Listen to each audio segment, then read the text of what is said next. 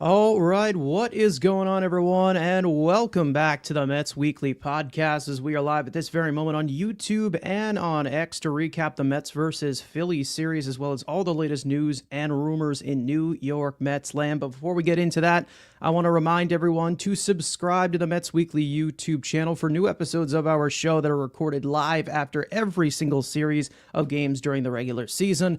For those of you watching or listening on playback, you want to join the conversation in the future, make sure to turn on those post notifications to know when we go live. For those of you in the live chat right now, we love reading your comments, your questions, your concerns, all that great stuff. And if you feel like you're being ignored, you're not being ignored. You're just being starred throughout the show. We'll try to keep the flow of the conversation going. Make sure to follow Mets Weekly on X and on TikTok for my co-host Frank's instant post-game reactions after every single regular season game, which are titled the Mets Frankly Postgame. For our audio listeners, make sure to follow us on all of your favorite listening platforms to not miss the audio version of new episodes that go up at 9 a.m. the following day. Also, make sure to give us a 5-star review. It would be greatly appreciated. So without further ado, let's get into episode number 146 of our show. Or if you are watching over on Mets Central right now, as you can see, I'm kind of doing a Mets Weekly takeover. So right now I'm doing two different podcasts at once. I know I'm an amazing multitasker, but an episode number for them, I believe, is 68. So for those of you who are coming over from Evan and Matt over at Mets Central, they wanted me to kind of fill in for this week or for this series, obviously, to recap this one. So for those of you who are watching from over there, welcome here. Make sure to come over here and chat with us in our chat over there. Make sure to follow them as well. Both links obviously are together as of right now. But as for going into the Mets right now, here's the deal.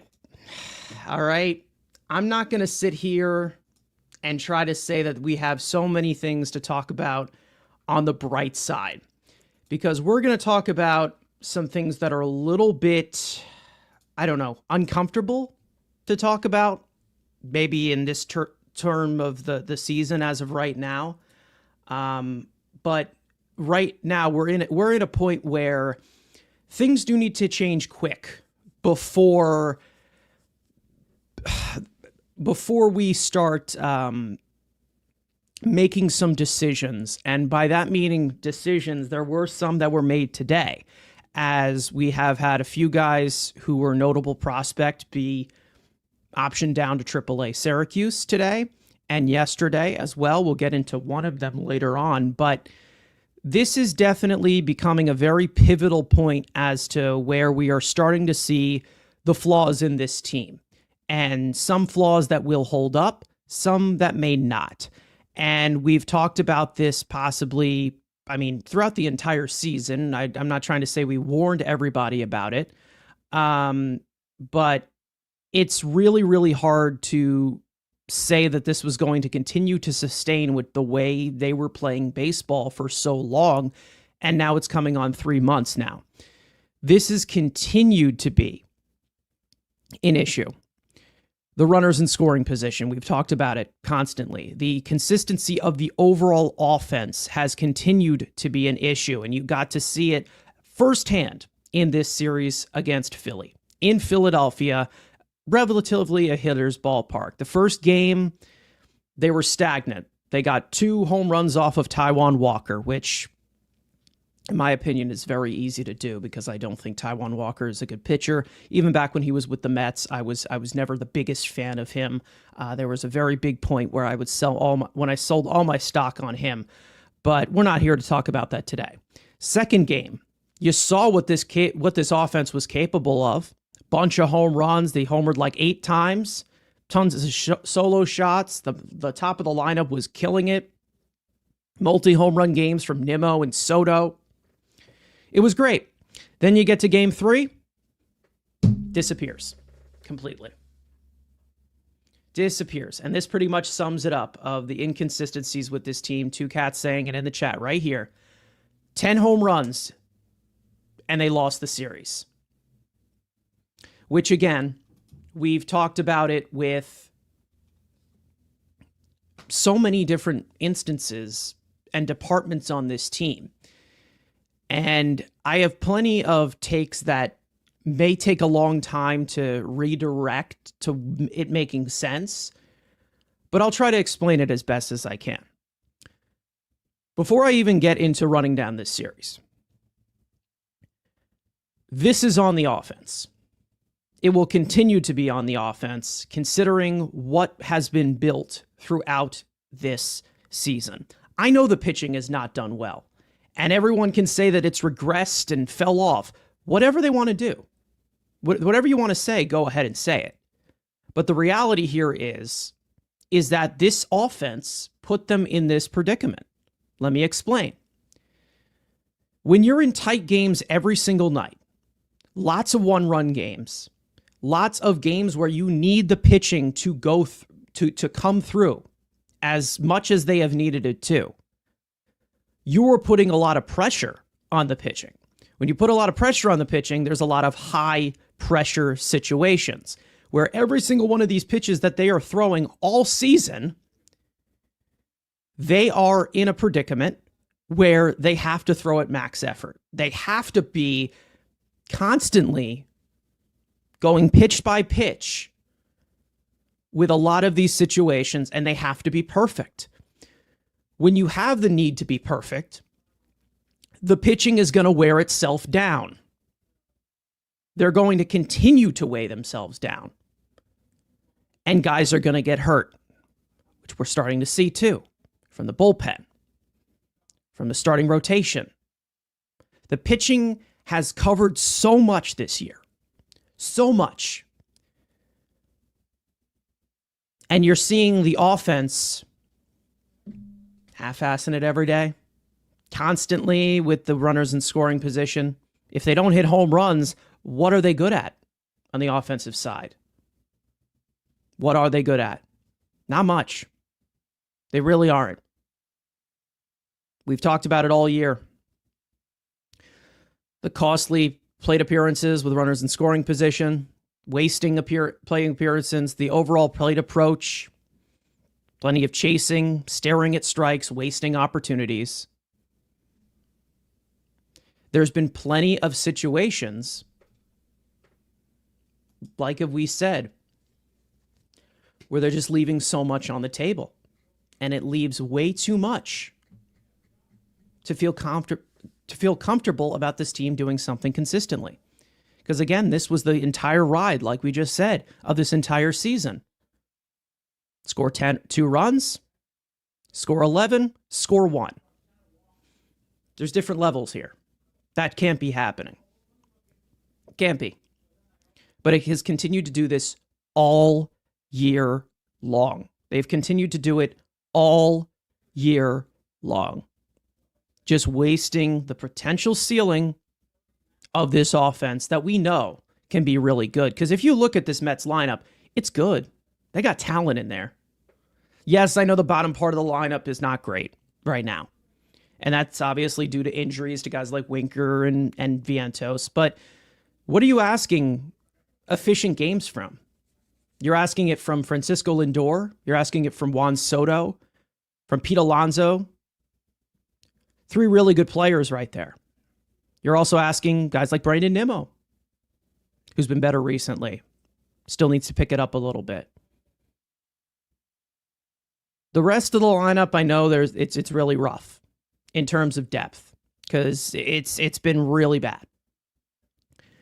But again, the offense has to step up.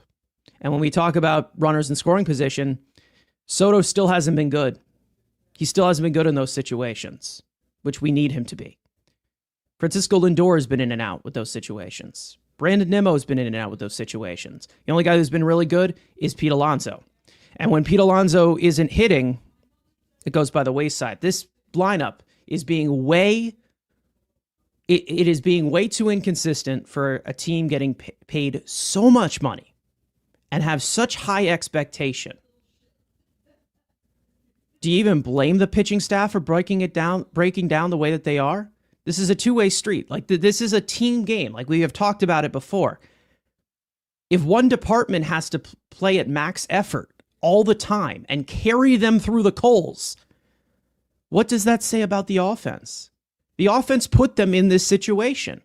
And that might be an out-of-the-box type of opinion that you might hear, but whose fault is it that the Mets are always losing one-run games? Whose fault is it that they're putting up goose eggs or 1 to 2, 3 runs in 2 or 3 of every series? Whose fault is that? Is it the pitching? No, it isn't. And we're seeing an offense constantly continue to waste what we know that they are capable of. I don't say this to criticize them. We've said this so many times, even when they were so many games over 500 and they were in first place. We said this the exact same time. Me, Frank, Andrew, when he was seldomly here. We're not saying this to crap all over them and just to complain. We are saying this because we know this team is capable of a lot more. We know that they are capable. We know that this offense can be efficient 9 times out of 10 with runners in scoring position because we've seen them do it before and we see the talent in this lineup. There's a few pieces to this lineup I know that are kind of on the weak side right now. But the way that they're having to fight through it here, it's not promising because it continues to snowball. It continues to get worse. And there's a reason as to why I'd like to not even blink an eye at a double-digit scoring performance like they had in Game 2. Because I know the next day, they're just going to disappear. And that's not me saying that it is a negative thing. That's saying that as, well, I have enough evidence in 3 months to say that, yeah, this offense is just going to disappear. One efficient game is not going to cover another 6 inefficient games that are crowded around it in a week. Everyone knows exactly what I'm talking about here because we continue to see these types of quality of ABs in front of you with runners in scoring position. I don't care about their win-loss record. I don't care if they're just 1 game out of first place. This has been an issue all year long. It is June 23rd now. How long until we have to just say, hey, this is what this team is? Sometimes you're going to see the offense, and sometimes you will not see it at all. And that's a really rough assessment to talk about. Really rough assessment for a, $350 million payroll? The most expensive department of the entire show here? Because like a lot of Mets fans have said, David Stearns is so cheap with the pitching. He's so cheap. He brings in all these awful arms. Well, what's expensive on this big payroll? You have the offense that seems to not be able to show up in these situations. And that's another thing coming from Daniel here, saying, how long are we going to say it's still early? They have to address it, because if you don't address it,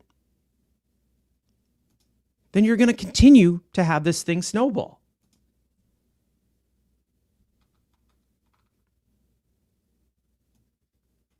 It's an issue. Big issue. And it's not going to just magically fix itself. And we all know that there's one thing that we want to address within the offense. We all know there's one thing that we want to overhaul. Mets fans want to overhaul, at least. I don't know if the Mets want to do it as an organization. But obviously that's not seen as an option as of right now. So we'll see how they continue this. But again, I need to start to see some actual consistency from this lineup. Because again, the offense can be top 10 in all these categories all they want. But when they're not coming through when it matters, it's all just empty numbers.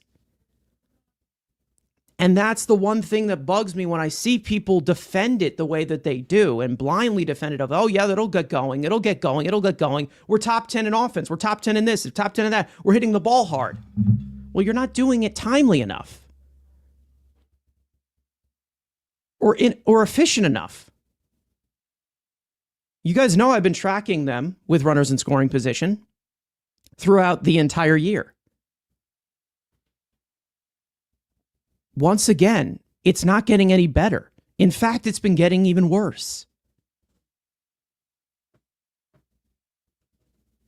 And again, I don't want to hear the excuse of, oh, well, we're facing really good pitching. You can't tell me that and you have World Series aspirations. You can't. It's not possible. That isn't possible at all. Because guess what you're going to face in the postseason? Good pitching. Good pitching. You're not going to face 5 starters like a few times that you're facing. You're not going to be facing Colorado Rockies starting pitchers. That's not going to be happening. So there is no excuse, especially when you have a lineup full of really good hitters like Juan Soto. Juan Soto's pretty good, right? Francisco Lindor, he's really good. Pete Alonso, everyone that's hyping him up as this home run king and the big guy, and he's having a fantastic season. Someone's going to have to step up. And Pete Alonso, granted, pushing it to the other side, obviously, Pete Alonso has been good. Recently, it hasn't been the best with runners in scoring position for him. But they're going to have to produce in this way. They're going to have to. Because there's been plenty of these games that they have lost by 1 run or 2 runs, where they have left a colony on base. A colony. And that's the reason as to why I'm not biting this pitching staff's head off yet. Because I know they're in a predicament where we can't really fully evaluate it because it's not fully healthy. You have 3 key injuries already. And those 3 key injuries are actually to your 3 highest paid arms, by the way. I don't blame the pitching for breaking down the way that it is. Is it acceptable, obviously, these pitching performances? No. But it's not the big picture of, oh, well, Stearns gave us this awful rotation. We knew it was going to fall apart eventually. When you're putting up 1 run, 2 runs, 3 runs on the board, you're going 0 for 15 with runners in scoring position. Does it really match on to the pitching is the issue? Does it really sound like that's the issue? Can you blame the pitching? Can you really? I don't think you can. I really don't. Not saying it's acceptable, because some of these pitching performances have not been good. But there's been so many instances between up-downs with these pitchers that the Mets are expecting them to hold a tie ball game, to hold a 1-run ball game every single time. And even though they have succeeded a lot doing it, there has been some blow-ups. And that's what happens when you bring up the workload. Pitchers are not built to, just throw their arm out now. This is a lot different of a game. You are relying on pitching. You are relying on the single most injured position in sports to carry you right now. And the most pathetic part about it is the fact that you're doing this with a lineup that is supposed to perform at a high level, but still isn't.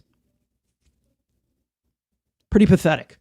Pretty pathetic. And that is the main reason as to why they'll continue to come up short. Unless there is changes made. Who knows what those changes have to be? We still have a trade deadline in front of us, so maybe we're just overreacting. Maybe we're just not built for 162. That's another thing I've been hearing. Well, guess what? Those entire 162, they're going to start to snowball if you continue to enable this type of performance, where it's a typical night of 1 for 9 with runners in scoring position, leaving a dozen guys on base. It's not a good thing. If you're accepted of this type of play, Your standards are way too low for me. You're not worth my time. I don't know what to tell you. You don't spend $800 million on Juan Soto and just be like, it's okay. We're scoring more runs than the other team for a decent amount of time this season, so we'll be fine. Quality of wins matters. And I've said this even when it was going good and when they were in first place. Well, now they're out of first place. While they were 19 games over 500, I was still saying this. The quality of wins are going to catch up to you. I don't say this as a victory lap. I say this as a, let's fix these problems so they don't snowball. That's it. Anyways, before I run down this series, we got a lot of people in the chat, obviously. For those of you coming over from Evan and Matt's stream as well, I'm over there on Mets Central. I'm kind of hijacking their stream and taking over theirs because they were unavailable to do their show tonight. So I said, say no more. I'll yap enough for the three of us. But Ray in the chat, shout out to you as well. We got Two Cats in here. Daniel, we already spoke to. The X Factor in the chat as well. NXT as well. Let's see. Justin Levine in the chat. Stanley coming through. Some of our usual viewers as well. Pete Sullivan. Looks like you're coming over from Met Central. What's going on? Our guy Ricardo is in the chat as well. One of our loyal viewers. D coming in here saying we are live LGM. Absolutely. We've got Jake in the chat. We've got plenty of you guys coming through here. For those of you watching on Met Central or you are or you're watching on my show, make sure to go follow Mets Central as well. For those of you on Mets Central, make sure to go follow Mets Weekly. Let's get some mutuals in between there. But either way, let's get into the events that went on in Philly, which was another series loss, which is now their third consecutive series loss. Was not great whatsoever. But hey, it's whatever. Moving on, right? Dust it off. Let's run down this series here in Philly. Of course, Blade Tidwell would make his second major league start. There's more on that later. We'll get into it in more depth. Jose Castillo would finish the inning after allowing one of Tidwell's runners to score, closing the book on him. 3 2/3 innings pitched, 4 hits, 2 earned runs, 3 walks, 4 strikeouts on 74 pitches. After allowing a lead-off single to start the 5th, Jose Castillo would be taken out for Jose Butto, who would retire the next 3 batters via ground out and a strikeout. Down 2-0 in the 6th. After making Zach Wheeler work early, Pete Alonso would get the Mets on the board against former Met Taijuan Walker with his 18th home run of the year. Jeff McNeil would follow that one up with a solo home run of his own, his 8th of the year, to tie the game up at 2. Jose Butto would come back out for the 6th and toss a 1-2-3 inning with 2 strikeouts. However, Reed Garrett would come on for the 7th and implode big time, allowing 4 earned runs, on 3 hits and recording 0 outs in the process. Justin Garza would pitch the rest of the 7th and 8th, but he would allow 4 runs of his own to completely take the Mets out of the game and dropping Game 1 to Philly for the Mets' 7th straight loss, knocking them out of first place in the National League East, 10-2. Game 2, Griffin Canning would make the start and was better than he has been recently, but still not great. He'd throw into the 6th, but get pulled after allowing a leadoff single for Huascar Brazaban, who would toss a much-needed bounce-back outing to strand the base runner and close the book on Canning. 5+ innings pitched, 6 hits, 3 earned runs, 1 unearned run, 2 walks, 4 strikeouts on 94 pitches. As for the offense, it was pretty much a much-needed slugfest, as we said. Brandon Nimmo would get it started in the 1st with his 14th home run of the year. Down 3-1 in the 3rd, Francisco Lindor would launch his 15th home run of the year to get the Mets within 1. Brandon Nimmo would follow it up with a solo home run of his own, his 2nd of the game, and his 15th of the year. And Juan Soto would go back-to-back with them with his 15th home run of the year to give the Mets a 4-3 lead.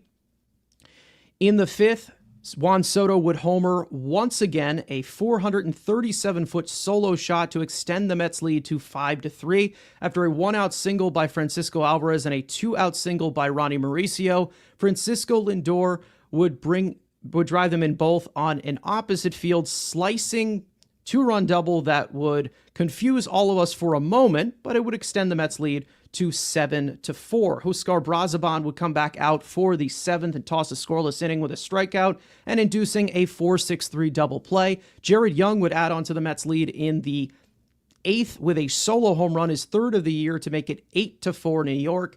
After a one-out walk to Beatty, followed by a single from Tyrone Taylor and a two-out walk to Brandon Nimmo to load the bases, Juan Soto would drive in a couple more runs with a two-run single, capping off a four-hit game with 4 runs batted in. Ryan Stanek would get the eighth and post a scoreless inning. In the ninth, Francisco Alvarez would launch his third home run of the year off former Met Taijuan Walker for the Mets' 7th home run of the night, and Chris Devenski would toss a scoreless ninth to finish it off and even up the series in Game 2, 11-4. And in Game 3, David Peterson would get the start, and for the first time in a long time, he did not have it. After 3 solid innings, he'd surrender 5 earned runs in the fourth, including 2 home runs that were surrendered to Kyle Schwarber and Edmundo Sosa as a very un-Peterson-like start. 4 innings pitched, 6 hits, 5 earned runs, 3 walks, 4 strikeouts, and 72 pitches. Chris Devenski would get the 5th and toss a 1-2-3 inning with a strikeout. Daniel Nunez would pitch the 6th and work around a one-out double for a scoreless inning. Tyler Zuber would make his Mets debut in the 7th and surrender 2 earned runs on 3 hits to put the Mets down 7-0. Francisco Lindor would bring in the Mets' only run in the 8th with his 16th home run of the year, snapping a 28-game winning streak for the Mets when their star shortstop homers.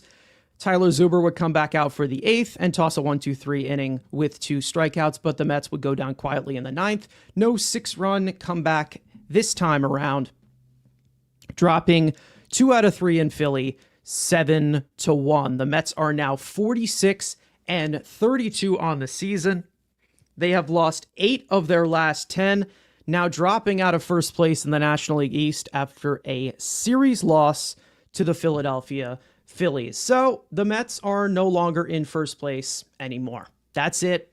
Their lead in the division that was 5.5, I think it was like a week ago, has now been completely diminished, and the Mets have now fallen behind the Philadelphia Phillies. Does that mean the season is finished? No, but there is a lot of concerning factors that we are continuing to see on the field. Like we said, runners in scoring position, still an issue.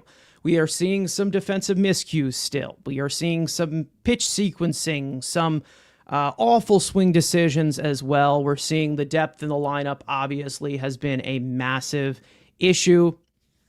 Daniel saying some stuff in the chat here saying that so Acuna got sent down. Is that true? He did get sent down for Travis Jankowski, actually. He was just selected from AAA Syracuse, so he's back with the team after his stint he had here in 2022. So he is back out there for the time being. Jose Siri was transferred to the 60-day IL, who is not going to be back at any time soon. But as for what we saw in this series, like we said, it's the typical, it's the typical, continuing to see what inconsistencies they have had all year, despite whatever their record is, whatever they have been playing at, or whatever pace they've been playing at, for people to just hide things behind. You're starting to see, some factors in this lineup of, if this part of the lineup isn't hitting or this guy's not producing,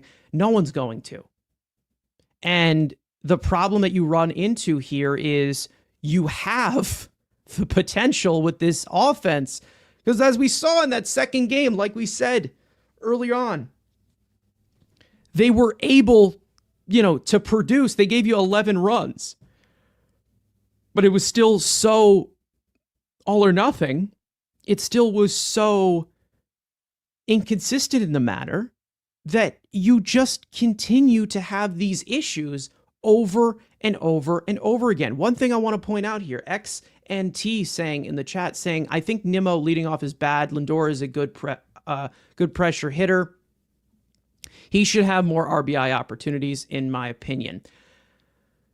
Listen, I think Lindor is better suited in that leadoff spot as of right now. I think he's kind of just playing through that pinky toe injury, that broken pinky toe injury right now. So I think that's probably one of the main factors as to why he is slowed down, but it seems like he's starting to hit these last few games. But with Nimmo, he's best in the 2 spot, in my opinion. I said this on Twitter last night, actually, and a lot of people were agreeing with me. Yeah, surprise, surprise. I know a lot of people just want to continue to go at me. But this one, I think I made a good point here. I know, very, very rare. But I'm asking, stop taking Nimmo out of the 2-hole. Like that's the thing. 36-year-old Starling Marte does not belong in the top 3 of this lineup in any circumstance. He doesn't. And whether he is producing or not, or whether he's doing something, whether he is doing something for this team in these situations, he does not belong in the 2-hole. In fact, right now he belongs in the bottom 3, so you can get some balance in that lineup. Because the bottom 3 is atrocious right now. Atrocious! Nimmo has done his best in the 2-hole. He's continued to do better in the 2-hole. And for some reason, they're like, oh, well, the pitcher throws with his left hand. Let's put Starling Marte at number 2. It's not how this works. And I think that's one of the main factors. Again, I've said this over and over and over again. Stop messing with the lineup. Stop making different lineups every day. Let them get some kind of consistency. I don't care if the starting pitcher that you are facing is throwing lefty, or he's a righty, or he throws with his foot. Leave Nimmo in the 2-hole. It's not that hard. It's not that hard. Keep some kind of an order in the lineup. Right now, I know you have to mix and match because of how the bottom of the lineup, how bad it has been. I get it. But however, stop taking out things that work just because there's just some stupid matchup. This is the main reason as to why I don't get it. Is because Nimmo facing a lefty, there's not many power numbers from him. There's not many power numbers from him facing left-handers. There's always been more power from him facing a right-hander. That's been how it is throughout his entire career. But he still is a plus bat against left-handed pitchers. So wouldn't you want him hitting for a little bit more contact against lefties instead of putting him batting 5th, where he's going to be in a lot of these situations where he most likely was going to have to get the big hit and he's going to have to swing the bat? Wouldn't you want him to kind of set up the big boppers of Juan Soto and Pete Alonso when he's in a predicament where he usually hits left-handed pitching on a contact sort of state as opposed to power versus right-handers? That makes no sense. And then every time when you see Starling Marte in the lineup, you never know what you're going to get from him. Again, 36 years old. He doesn't belong in this lineup, in the top 3 in this lineup. Especially with the depth you're getting from this lineup. Like I said, he belongs in the bottom 3 right now because of how uncompetitive it has been. And it's not like Marte is completely perfect that they should be batting him 2nd. They shouldn't. That makes no sense. We have gone past the situation where Starling Marte has to be in the top 3 of the lineup. It worked in 2022. It's 2025 now. I don't know why this continues to be something that this team is so enamored with. Starling Marte does not need to bat 2nd for this team to be efficient. Obviously not last night. Nimmo belongs in the 2-hole. He's been fantastic in the 2-hole. He's been a completely different player in the 2-hole. He's been awful. Oh, yeah. I mean, this year he has not had a good season. We know he hasn't. He started off so slow. He was in the cleanup position. He was batting 5th. And once he moves over to batting second, what happens? What happens? He starts producing. He starts giving you the Brandon Nimmo that we all known that we have gotten throughout his entire career when he's healthy.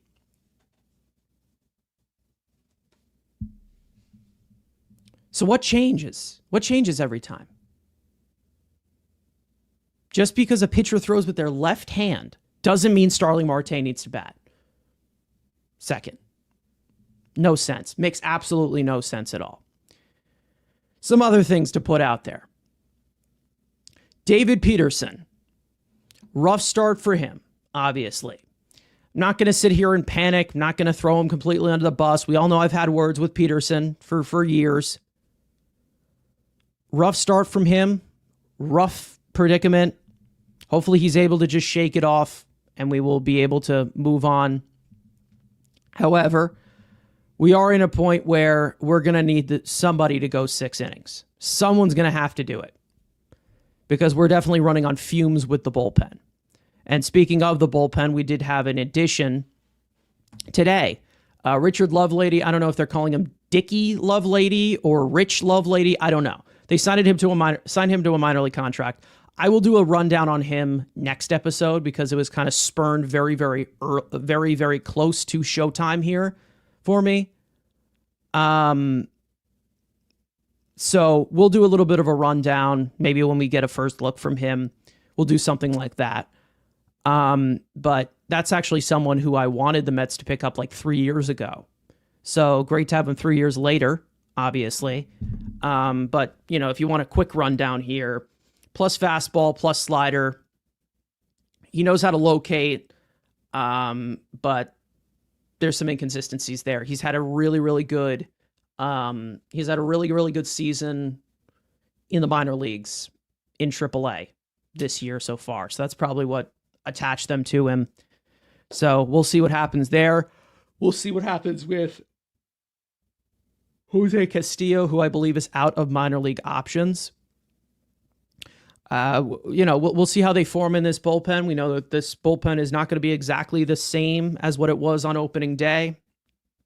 It's not, obviously compared to the injuries here, but they will eventually figure it out. And yes, Lovelady has been activated tonight, and they ended up optioning Tyler Zuber to AAA Syracuse. So for those of you wondering, if he's going to pitch for us, yes, he will pitch for us. And he was signed to a major league contract. So maybe he's going to stick around for a long time. Who knows? But the Mets get another lefty who maybe can be reliable. Who knows? We'll figure it out. But there's some good stuff there. So he does have some good stuff. We'll see how he utilizes it. We'll do a little bit more of a breakdown of it, like I said. 2 plus good pitches. Let's just say that. So there's definitely some there. Let's see if they can tap into it and continue what he was doing in AAA. But there was plenty of transactions that went on this week, obviously. And there was a lot that went on with the young guys, and we will get into that. But I do want to talk about one guy beforehand, and that being Blade Tidwell, who made his second major league start against the Phillies in Game 1 of this series.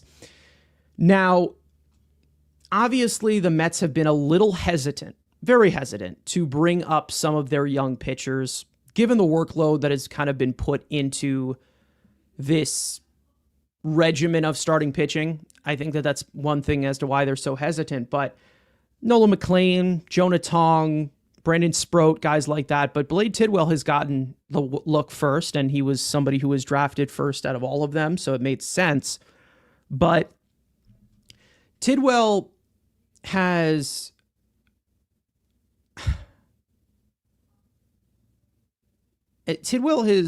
been put into a situation where obviously the Mets just need an arm, and he was just optioned down to AAA after that start, of course. So I do want to do a little bit of a rundown of that second start that he had, because compared to what we saw in that first start that he had against the Cardinals, what was it, about a few weeks ago, he was really struggling, obviously, to get the ball over the plate. I don't know, was he able to get through 3 innings? I don't know. There was a, let me check. So yeah, the first start he went as long as he did in this start. So adjusting to the major league workload, I think that's the main reason as to why they had him on that pitch limit. I think they took him out after 70-ish pitches. But this was a lot sharper blade, a lot sharper of a start. We saw him top 99 miles an hour a few times in this start, obviously. 9 swings and misses, 74 pitches, like I said. A lot more pitches in the strike zone. He had 47.6% of his pitches in the strike zone in his major league debut against St. Louis, 52.7% thrown in the strike zone in this start. 4 strikeouts, 3 walks, which kind of got to him towards the end. He was losing his control a little bit. But we all already know that the stuff is there. And as you're seeing it completely grayed out in Stuff Plus, and this is, this is a metric of basically pitched characteristics from a certain release point that he throws from, plus fastball, plus sweeper, plus slider, plus sinker, plus cutter, plus changeup. So you have 6 plus pitches from a guy like Blade Tidwell. They're not elite, but they're all plus pitches. The fastball is basically the main featured, of course. He used over 40% of the time. 18 inches of induced vertical break, which is great fastball shape. He throws from a little bit of a lower arm angle, like we have seen from him, which, hovers the VAA, which you want hovering around 4, but 5.5 degrees is fine given the certain release point. Obviously, he also has a little bit more of the deeper arsenal, of course, the sweeper, which he likes to kind of throw to the arm side, obviously to left-handed hitters. We have his slider, which is a hard slider that I'm pretty sure he reached 90 with in this start as well, which can also be characterized as a cutter too. As you can see, he has kind of a cutter here. I don't know if they're just kind of being different simplified. Probably are. Yeah, probably are, but there are a little bit similar characteristics between the slider and cutter, which is a good thing, obviously. And then he also has the sinker ball, which he was able to induce 5 ground balls last night. So that was the other night, that was good. But obviously him being optioned out in AAA Syracuse, this is not the last we have seen from him. But we definitely saw a little bit more of improvement, a lot more competitive pitches. And we know that the Mets, as of right now, in the trajectory that they were going with guys like Blade Tidwell or, guys like, Paul Blackburn in this rotation, they were definitely calling on some reinforcements with the injuries they have had. And you're definitely going to see more of Blade Tidwell. But I'm glad to see them taking this slow and not just completely throwing it into the fire. And I think that it was a very encouraging start from a guy like Blade Tidwell, who has had struggles with finding the strike zone. The stuff is there. Like we've talked about it before with Blade Tidwell. The stuff is there. It's all about him throwing a good amount of strikes. He has to throw strikes. And when he doesn't throw strikes, things can get a little bit messy, and you're going to end up having these 4-inning outings, which is the main reason as to why a lot of people have had concerns about him being a sustained starter. We did see some adjustments be made. We know that he had that little over-the-head hitch wind-up thing with a lot of movement, like just a lot of movement on the mound before he released the ball. We knew that was something that people were pointing out, that old-fashioned over-the-head, come forward, small extension and release. So that's a lot of movement he had on the mound. And maybe that was a factor as to why he wasn't able to throw strikes in his major league debut. But it looked like he kind of got rid of that in his second start. There was a little bit different of a motion there where he's a little bit more simplified, which I think really did help him throw more strikes. I do think it did. There's still a lot of things that he needs to learn, obviously. Some pitch sequencing is a little bit in and out, obviously. A little bit less of the fastball, I'd say, sometimes when he's struggling when he's struggling ahead in the, when he's ahead in the count. Go a little bit more to the secondary stuff because, again, like we said, the secondary stuff is good. Very good. It was promising. It was a promising outing. Did he run out of gas at the end there? Probably. Probably did. Was there some defense behind him that probably should have been better to get him more timely outs? Probably. But again, it's really just all about the quality of the outing, or just the overall way that his stuff looks, the overall, pitch sequencing, the overall quality of stuff. But we've talked about the main concern of his stuff not being able to maintain into the middle innings. And it is something that I think does need to be established, that a lot more refined. And he even said it. He said, it was a lot better than my debut. A lot better than my debut. But there is still a lot more to work on. And he knows. He does know. And obviously he is taking the option down to AAA. And, he's taking it, as the trooper he should. He realizes that this team likes him. They like his stuff, and obviously they do. Throws pretty hard, great secondary stuff. But he's just got to put it together. He's got to locate. And Blade Tidwell, as of right now, he's 24 years old. There's still a lot for him to learn. So I was very, very encouraged. And to see that type of stuff come from a guy like Blade Tidwell, when, he's not even regarded as one of their best pitching prospects, it definitely gives you some of the promise of the young arms that probably could do something for you down the line. Some of these guys. Ricardo's saying he needs a third put-away pitch. I think he has that. It's really just more of him just locating. He needs to throw strikes. That's literally it. Throw strikes. Because the stuff will play. It 100% will play. And like I said, we're pulling up this graphic here. 6+ pitches. Use the weapons. Use the blades. Blade? He's got it. He's got the stuff. It's all just about maintaining the consistency to throw strikes. That's pretty much it. That's pretty much all it. If the Mets turned that double play, he would have left the game with 0 runs given up. Most likely, he probably could have started the 5th. So again, it's really all just about the workload that they are putting. I'm fine with them taking him out that early and not just having him, snowball through it. This is some of his first tastes in the major leagues. He will get better. He will develop. I asked you guys in the chat if you see Blade Tidwell as a future piece to the Mets rotation. 28% of you say yes, and 28% of you are saying I have no idea. But 44% of you are saying no, which I understand the reason as to why you say that. Because obviously, at face value, they haven't been great outings for him. No one's denying that. I don't think anybody is. But I think he showed the tools that he has to possibly be a major league pitcher. He's just going to have to apply them. And if he doesn't, he's going to end up like a certain someone that I won't mention because I know it triggers a lot of people.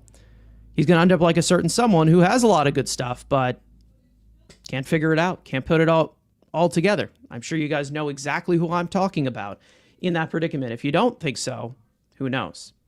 Brian's saying, I can see Blade be a solid 3 to 5 guy. I think that's what scouts have been seeing of like the ceiling of a mid-rotation guy, maybe a back-end piece if he can't put it all together. And they're going to take this thing slow. They're not going to sit here and rush it and say he's the only asset we have. The Mets are going to make sure that, he's comfortable in that situation to develop into a starter. They're not going to just completely burn out his arm.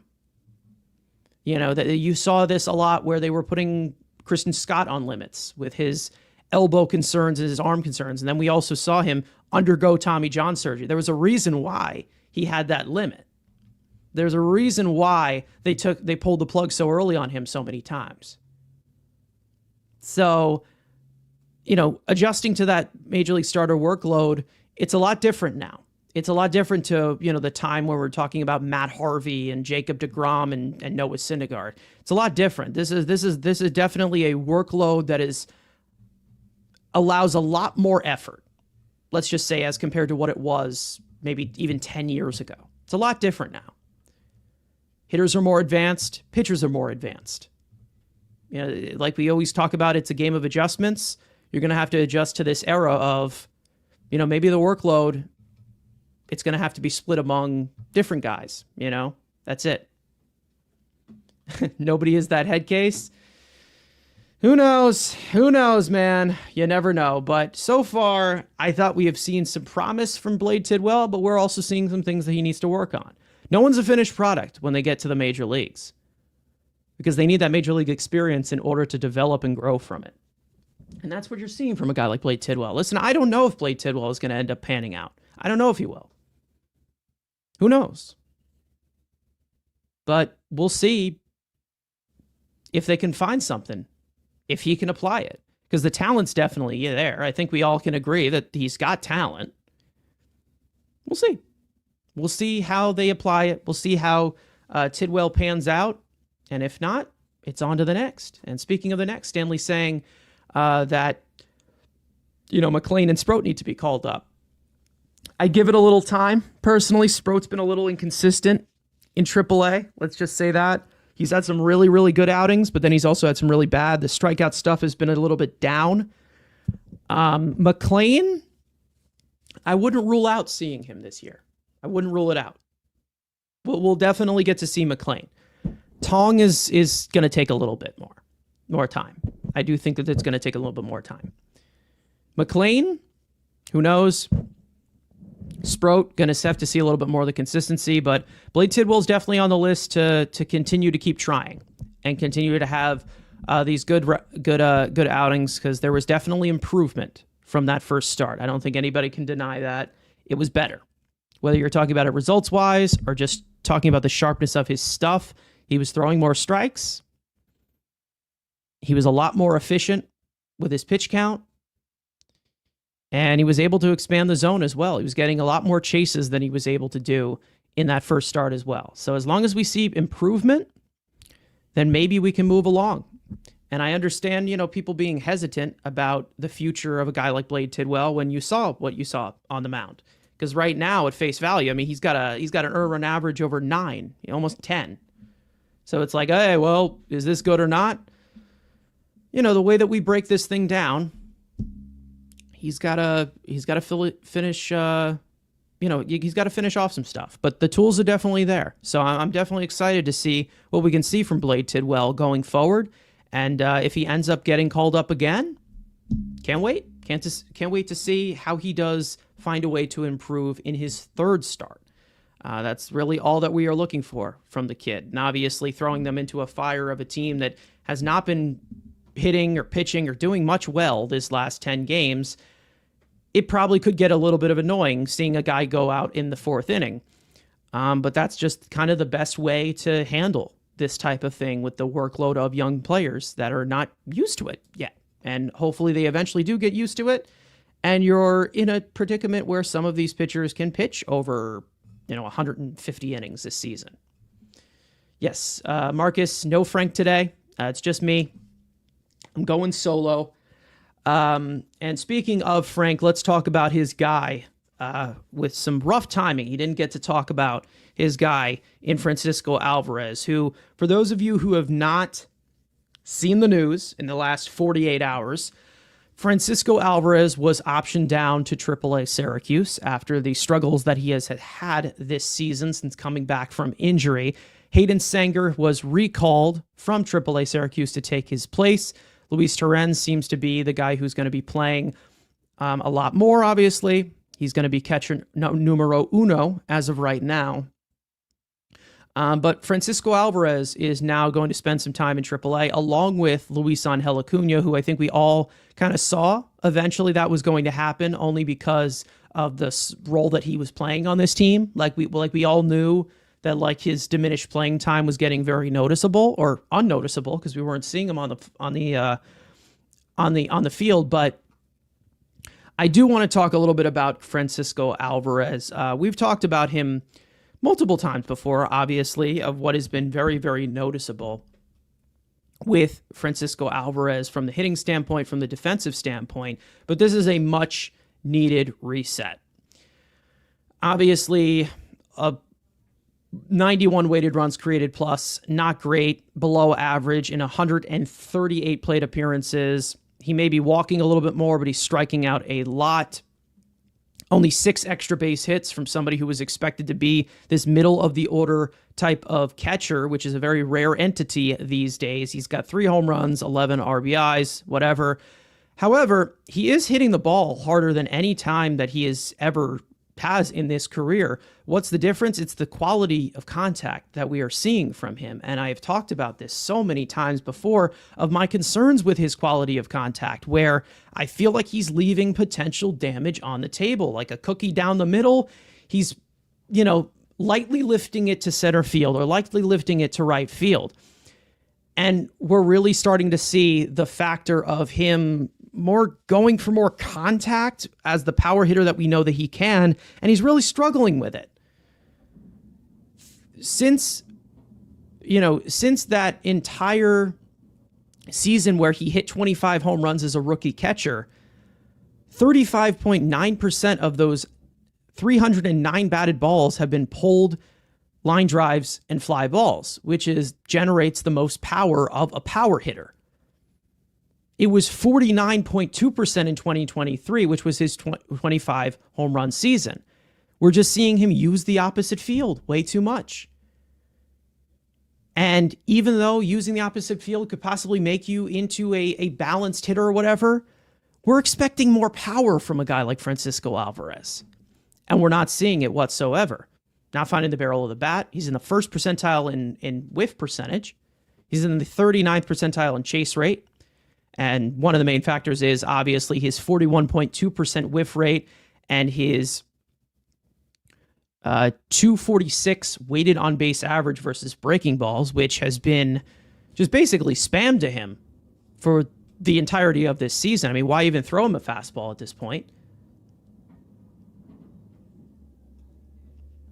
And then there's also this factor here where Torrens makes pitchers better, at least in a small sample size.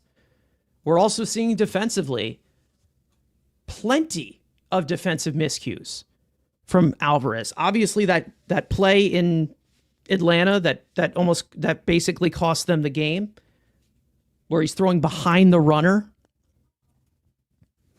on a wild pitch that got to him, and he had plenty of time to throw him out, didn't throw to third. We're seeing the blocking. The blocking has been atrocious.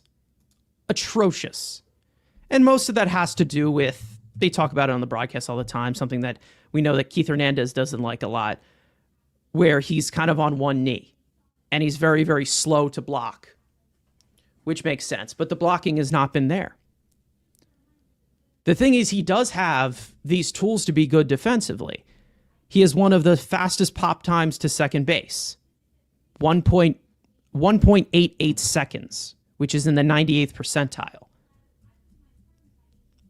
He has a +3 caught stealing. Like he can throw runners out. The blocking needs to get better.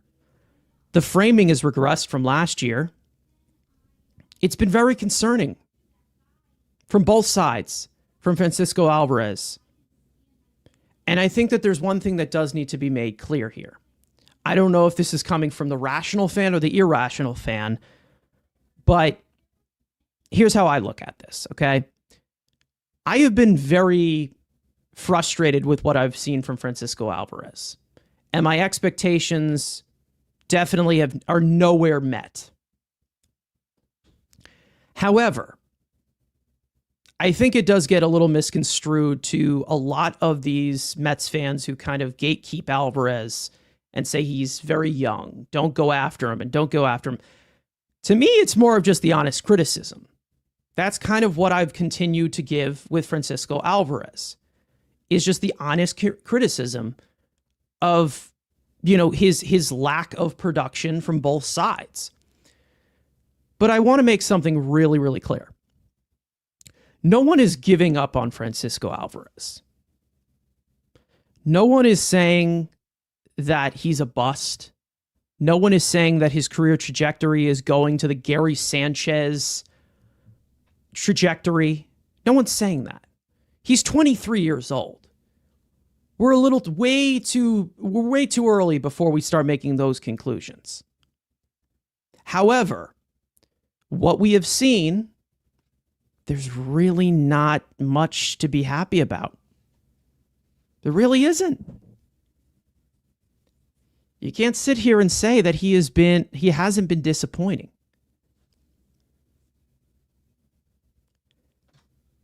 And, I don't blame him for these growing pains. I don't, because we typically don't see a catcher at 21 years old come up here.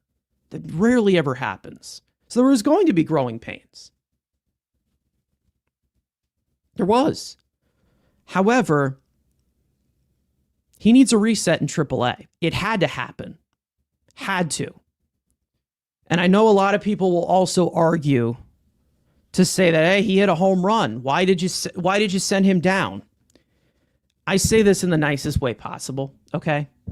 Or probably not. Who knows how I come off.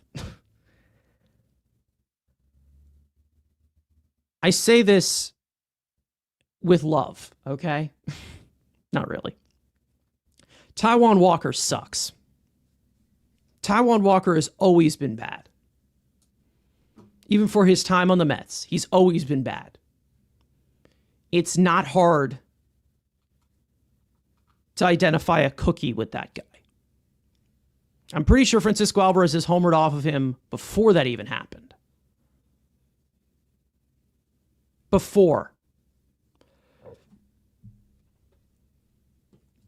So, again, there's plenty of time. Brian's saying here, I don't know if I'd call it a breakout season, but Cal Raleigh is having a season of a lifetime, and he's 28 years old. Alvy has plenty of time, and that's what I agree with.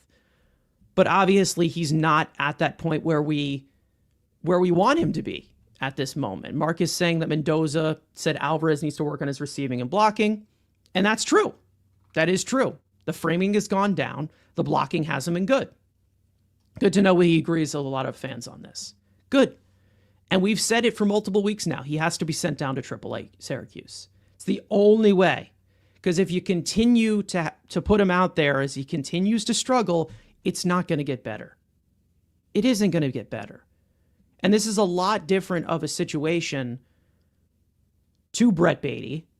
But also, we saw Brett Beatty homer off of Zach Wheeler, a actual good pitcher, not Taijuan Walker, who sucks.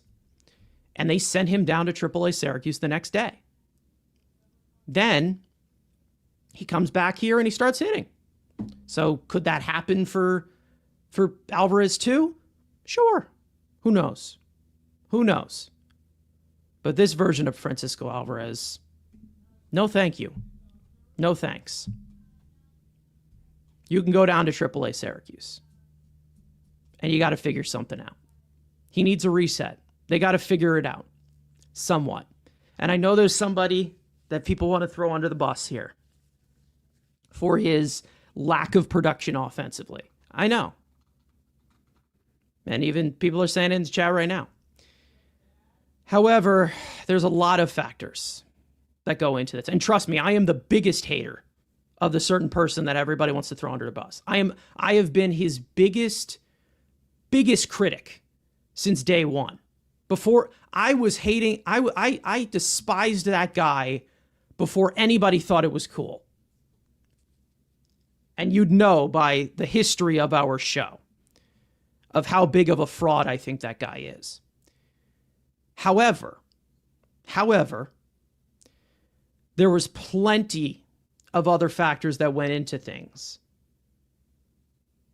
as to why he needed to go down in AAA. I think that it's more of a defensive factor here, even though the hitting has not been great. Offensively, he has not been great at all. Career low in OPS. So I don't know. Maybe changing your entire approach is stupid when, you could maximize the actual skill that the guy has, where he was a power first prospect. But what the fuck do I know? You know, the type of hitter he's turned into, I hate it. I hate the type of hitter that he is now. And it disgusts me. But on the defensive side, it's also been an issue too. Mentally, he's just not there. We're not seeing the confidence that we saw in 2023. We're not seeing that type of guy. We're just not. And a home run off of Taijuan Walker, that doesn't change anything. It won't, and it shouldn't. It's been a rough go for him. And there's plenty of people that will come to his rescue saying that he's injured. He's banged up. He's had too many injuries, and that's why he's just not showing the full potential. Okay, well, if he's injured, why is he playing? Or why is he playing in the major leagues? He should be in AAA. That's where he belongs. No one's giving up on him, and I will say this again. No one's giving up on Francisco Alvarez. We believe that he is the catcher of the future on this team. We believe that he can be. We know what he's capable of because we've already seen it. That's the sad part about it. At 21 years old, we already saw it. Shouldn't be getting worse. It needs to be getting better. And that's the problem that I think gets some people amped up from both sides of the ball. Just has not been a good season for him. And especially when you're looking at a guy like Luis Torrens, who I know his bat has cooled down recently. But defense has to take the priority, and Luis Torrens is way better at it than him. And somebody in the chat earlier said that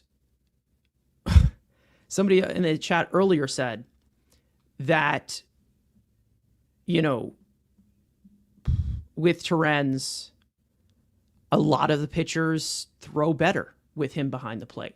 And it makes sense. He's got a ridiculous arm. He gets rid of the ball pretty quick as well. And he's also framing better than a guy like Francisco Alvarez this year. The blocking, it's iffy. Very, very iffy. However,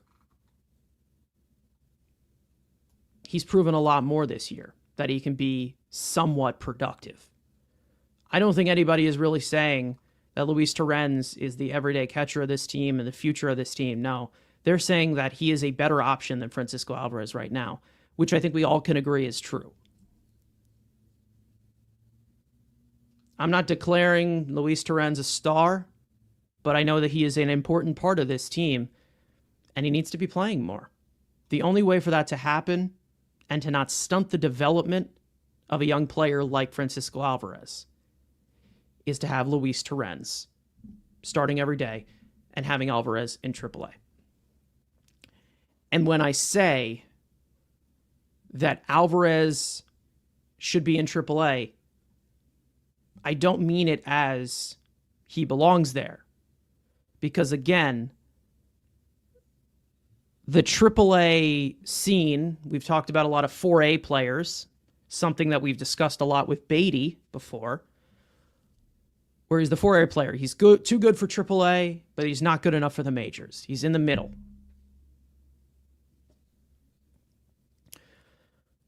Well, with this certain position, 23 is like 17. Age in catchers. Takes a while for them to break out. Takes a long time. Which is why the Mets were hesitant to call him up in the first place. Why they signed Omar Narvaez initially. Because there's a lot to learn that a young catcher needs to learn. It's really hard to develop them. It's a really rough development. And it's better for him to be in AAA right now. And even if you want to talk about it from track record, I'm pretty sure Francisco Alvarez really has not had that much time in AAA. I'm pretty sure. Let's see. He has played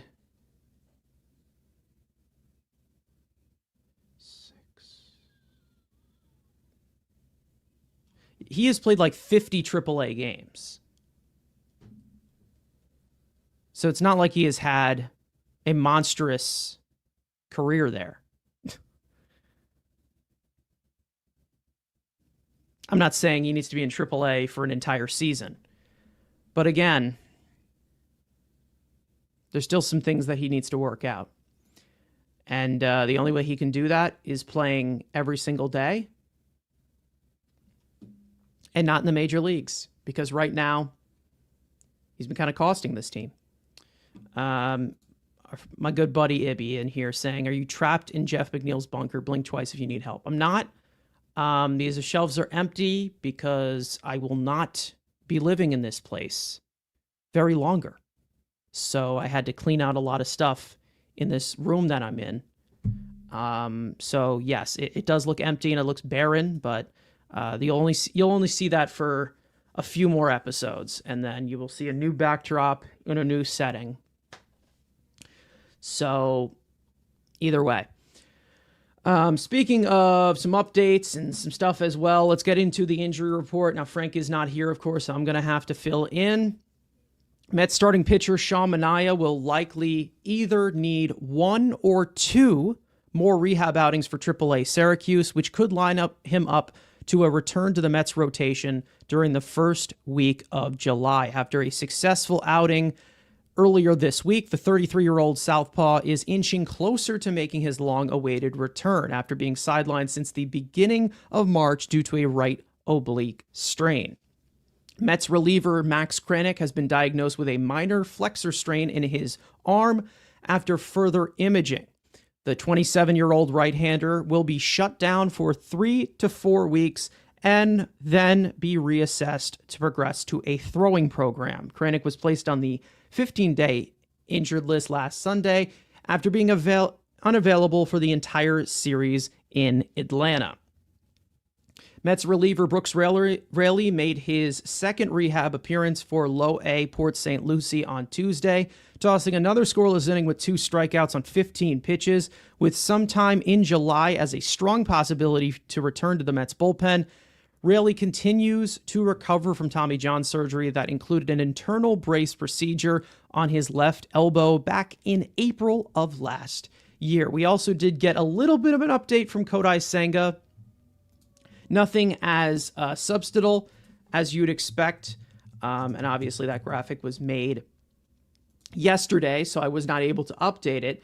But he was throwing at Citi Field today. So it looks like, he's just doing some upright throwing because it was a calf injury, correct? Hamstring, calf last year. He said that he's feeling great and a rehab assignment could be on the horizon. So we'll see how long that does take. Obviously, they avoided the best that they could, with it being the lowest level of severity for his hamstring injury after it looked like it was rough for when he did end up going down the way that he did. But, however, we still are in a situation where, this rotation needs to get its arms back very, very quick. So we'll see how long that's going to happen. Sean Manaea, like we just said, it'll be huge to have him back. So hopefully after that start, everything goes well. And then he can come back in the first week of July, which is very, very close to here. So adding him back into the rotation is going to be huge for this team, especially when you have the other guy who is rehabbing, who really, really struggled the way that he did. We also saw Jesse Winker running the bases today. Some updates on there. Like I said, Siri transferred to the 60-day IL as one of the corresponding moves for a guy like Travis Jankowski. Richard Lovelady, like I said, was just signed to a major league contract. He was just activated. Justin Garza, option to AAA. Blake Tidwell, obviously. Luis Angel Acuna was also optioned down to AAA. Some promotions as well. Colin Houck, our first round pick 2 years ago out of high school, was promoted to High A Brooklyn. And then in corresponding moves as well, Carson Benj, not me, by the way, we have the same first name, not me. Carson Benj, our first round pick last year, and then Jacob Reimer as well. Both of them have been promoted to Double-A Binghamton. So that's very, very exciting to see to the upper levels of Carson Benj. Maybe he's somebody who you see down the line in the majors next year. Who knows? But he has been phenomenal at the high A level for the Brooklyn Cyclones, and he was gifted with a promotion, and he also will be participating in the Futures game during the All-Star break, which is in a few weeks. So definitely exciting on the Carson Benj front of things. But as for me, Carson, that's me, Carson from Mets Weekly, let's get into the segment that everybody loves, which is studs and duds. One player in this series that was phenomenal, one that was not. Now, obviously a little bit of a scattered sample of games that we saw here in Philly, but I think we can figure this out the best way that we can. And I believe that I'm going to give the stud of this series to the guy who seems to be the only one that has been consistent throughout June so far, and that being Brandon Nimmo. The 2-home run game in the second game, along with Juan Soto. He was 6 for 12 in this series. He had multi-hit games in every single one of them. Seemed to be the only one that was open. Again, seemed to be the only one who was consistently showing up throughout this entire season. Series, excuse me, not the entire season. But again, keep him in the 2-hole. That's all I ask. Keep him in the 2-hole. He's been his best self in the 2-hole. He's in the 2-hole here tonight, so that's good. Glad to see it. But don't just do it because of a right-handed hitter. Like I said in that full rant that I went on early on, that should have not have gone as long as it did. But, as for Nimmo, great series from him. You can put Juan Soto there too. But he, in terms of the consistency, I'd put Nimmo in the stud category because all 3 games, it seemed like he was contributing. As for the duds, I got to go with Reed Garrett here. What was that in that first game? Just a complete blow up.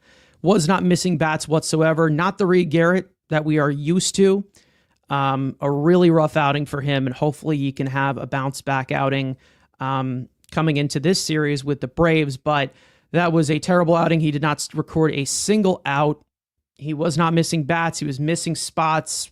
I'm pretty sure he walked somebody in there. Just a terrible outing as well. And then Justin Garza, also we can put onto that list. David Peterson, you can put him there, but I'm not going to completely throw him under the bus because, again, that's his first rough start in 800. So, he's been very, very consistent for this team for multiple years now. So I'm not going to completely throw him under the bus there, but was not a good outing for him. Canning was not fantastic either, but he was able to fight through what he was able to fight through. There was plenty of guys you can put out there in that dud category because this was not a well played out series. Let's just say that. But either way, that's what I would say for the studs and duds. Nimmo in the stud category, Reed Garrett in the dud category as your number one in each of those quadrants. But now as for going forward, looking into the future, let's get into this upcoming series here, which is going to start in about an hour. Let's get into this upcoming series versus the Mets, against the Mets and the Braves, a 4-game set at Citi Field. And here are your probables for this series. Game 1 tonight, it will be Paul Blackburn. He will be looking to provide some length this time against Atlanta. He'll be facing the right-hander Spencer Schwellenbach tonight. First pitch will be tonight, like I said, at 7:10 p.m. Eastern Time on Pix 11. Game 2 will go to Frankie Montas, who will make his Mets debut off the injured list after a very tedious rehab campaign. He'll face Spencer Strider. First pitch is tomorrow night at 7:10 Eastern Time on SNY. Game 3 will go to Clay Holmes, hoping to bounce back from his struggles in Atlanta. He'll go up against the 20-year-old, yes, 20-year-old right-hander Dadier Fuentes. I think I said that right. First pitch is Wednesday night at 7:10 p.m. Eastern Time on SNY. And the series finale will go to Griffin Canning. He'll face the 29-year-old right-hander Grant Holmes. First pitch is Thursday night at 7:10 p.m. Eastern Time on SNY. So definitely a opportunity to put some space between the Mets and the Braves at very best. They will have a 14-game gap in between them. Now, they just played the Braves in Atlanta, and they were embarrassed out of that building. We've seen the Mets struggle in Atlanta before. It's kind of their trademark. However, let's try to be better than they were in Atlanta. They were swept out of the building. Let's actually beat this Atlanta team, because even though Atlanta is below 500, Atlanta's not having a good season, they still have talent on that team. And I think a lot of Mets fans went into that series in Atlanta thinking, oh, well, we got this. The Braves aren't that good. Not so fast. Not so fast. Do not underestimate the Atlanta Braves at any time, whether they are 50 games under 500 or 5 games under 500. Do not underestimate them one bit. We know that Ronald Acuna Jr. is red hot from that leadoff spot ever since coming back from that injury that he had. Matt Olson has always been a killer against the Mets. Same goes for Austin Riley, who is not having the best season, but however, still has been really good against the Mets. Like I said, Ronald Acuna Jr., Michael Harris, Ozzie Albies, Nick Allen was quite a pest, if I do recall, in that series they had in Atlanta. So not fantastic. We know Drake Baldwin has also been really good off of their bench this year too. But they also have plenty of factors here where, you have hitters that are really, really struggling. So don't make mistakes. If you make mistakes, they are going to catch it, and they are going to find a way to hurt you. We know there is a possibility of that happening every time. Like we said, guys like Marcell Ozuna, who's not having the best season, but he still can completely destroy you at any point. So again, lots of things to look out for in this series. We know Spencer Schwellenbach, the Mets tagged him a little bit in the last outing that they had, but they're definitely going to have to find a way to find into that consistency, and they're going to have to cash runners in. They're getting plenty of opportunities with runners in scoring position, and they have to capitalize. Enough is enough. It really is. It's enough. Spencer Strider, we know the Mets have had success, and they've had their failures against him, so we'll see what happens there. Dadier Fuentes, I don't know much about him. I know he just made his debut. He's 20 years old, so don't get completely bodied by a 20-year-old. That would be awesome. A guy who can't even drink yet legally in this country. That'd be awesome. And then Grant Holmes, I know, has had some success, some really, really good outings, and then had some really, really bad ones. I think he had one outing this year where he struck out like 15 batters. He was just completely rolling. So they definitely still have their work cut out for him, no matter if the Braves are good or not. This is still a team that the Mets really struggle with, and they will continue to struggle with until they get that monkey off their back. Well, again, we said this last episode after they got swept in Atlanta, just because Francisco Lindor had that big swing in Atlanta doesn't mean the Braves just completely disappear. Doesn't mean that whatsoever.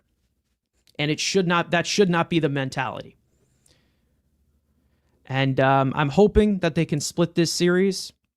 3 out of 4 would be great. 4 out of 4 would be great, but don't lose the series. That's all I ask. That is all I ask from this team. going into this series in front of your home crowd. Don't stink it up the way that they did that last home series against the Rays, which was just, it was an eyesore, a complete eyesore. Now, for those of you going into this game, I am being told that it is very hot there. So we'll see if the ball travels or not. But Explosive saying, it looks like he's at the game, saying it is so hot and humid out here. Feel like throwing up outside. Wow. Okay. I'm obviously inside. Have not been outside today. Probably won't be outside at all this tonight because it's pretty hot out. But definitely some weather conditions that'll probably spark some rough times for the fans out there. That might be a little bit in and out. But hey, it's whatever. You get your hot days in the summer. That happens. But as for the lineup tonight, for those of you just previewing into this series, leading off Lindor.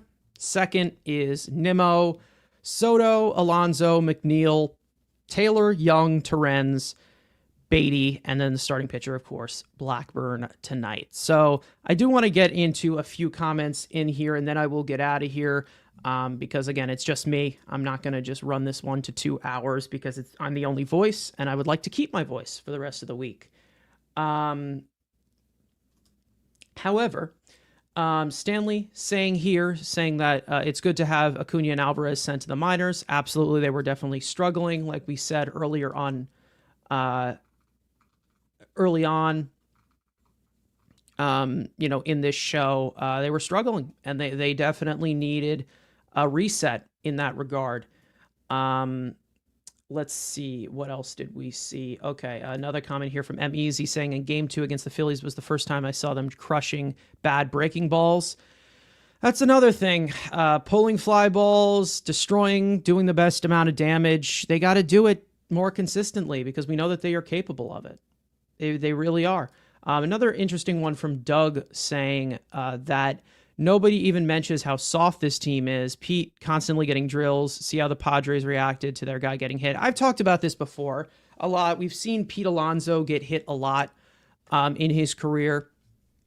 I'm pretty sure all of the homegrown guys, the big four there of this last decade, Nimmo, Pete Alonso, Michael Conforto, and Jeff McNeil are all like the top 4 in hit by pitches in franchise history. I'm pretty sure they get hit a lot. No, I've talked about this before of, you do need to defend your top guy. I would not be upset to see anybody come out of the dugout to try and defend him and go out there. Do I think that this entire team is soft? Who knows? I have no idea. I have no idea if they are. I don't know what's going on in that locker room, but there is definitely times where I think that the Mets should try and fight back, try to retaliate, not something of just like purposely injure people. But again, if there is a message that needs to be sent, I'm all for it. I'm all for it, especially with you have these star players. When you have your stars, if someone's throwing at your star, you have to send a message to say that that's not okay. That's one of the things that I think gets a little bit turned over of, okay, well, prove it on the field. But when it continues to happen like that, there's going to start to be some hard feelings. So that's definitely something that, again, I've talked about many, many times before of defending your own teammate. I don't know if there's any hockey fans out there, but when your star gets, checked up against the boards, your star gets tripped up or something, you have those enforcers to go after and defend their teammate. And they have every right to do so because you have to make sure that doesn't happen because you need that star in the lineup. And we have seen Pete Alonso miss some time because of hit by pitches. We've seen plenty of guys actually miss some time. Remember Marte in 2022? Jeff McNeil got hit, what was it, last year? And he missed a lot of time. Lindor just got hit on the pinky toe, and maybe that's slowing him down a little bit right now. That's something that, a lot of other teams shouldn't be getting away with if it constantly happens. Because if it continues to happen, it's just going to continue to happen if you don't do something about it. It's what they got to do. I see a lot of people in the chat also saying stuff about the trade deadline too. We'll leave that to later on discussions. But I think I'm going to wrap it up here. So obviously we usually go the 2 hours, but it's just me here. So I can only go a 90 minutes solo because my voice has to take some breaks. But my voice didn't take a single break throughout this entire episode. So I guess applaud for me. I don't know. But either way, shout out to everybody who came through here, as well as some of you guys coming over from Mets Central. Make sure to come over here, subscribe to our channel. For those of you here on Mets Weekly, go over to Mets Central as well. Check them out. They usually do streams just like us after every single series. And usually we go live in between each series on here. Thank you guys so much for watching, listening. We hope you guys enjoyed the conversation, especially in the live chat as well. For those of you listening or watching on playback, you want to join the conversation live in the future, like I said, make sure to subscribe to the Mets Weekly YouTube channel and turn on post notifications to not miss when we go live. Make sure to follow Mets Weekly on X and on TikTok, which mainly features my co-host Frank's Mets Frankly post-game, which is his instant post-game reactions after every regular season game. Follow all of us individually, including my co-hosts who are not here today. And we'll send you out to Citi Field. The Mets are back home for a 4-game set against the Atlanta Braves. Let's hope we can get some revenge there. So everybody in here, everybody watching on playback, make sure to enjoy the game. Let's hope to get back in the win column. That would be awesome. And hopefully they can pick up from the skid that they have had these last 10 games, which have not been pretty. But either way, let's go Mets, and we will see you guys next time.